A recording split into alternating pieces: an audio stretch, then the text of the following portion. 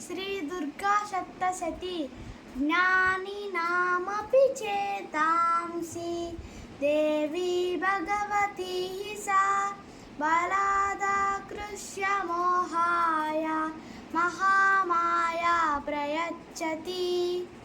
दुर्गे स्मृता हरसि भीतिम् अशेषजन्तोः स्वस्त्यै स्मृता मतिमतीमशुभाङ्ग ददासि।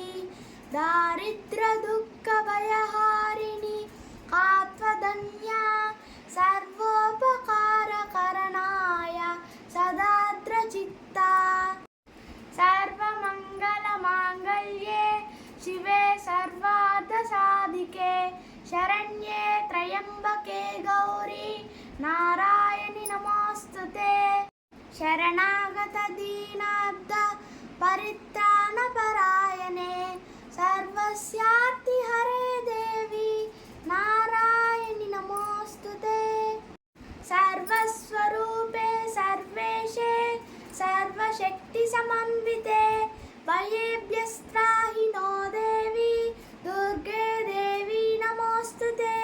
रोगानशेषाननपहंसि तुष्टा रुष्टा तु कामान् सकलानभीष्टां त्वमाश्रितानां न विपन्नराणां त्वमाश्रिता ह्यश्रयतां प्रयन्ति।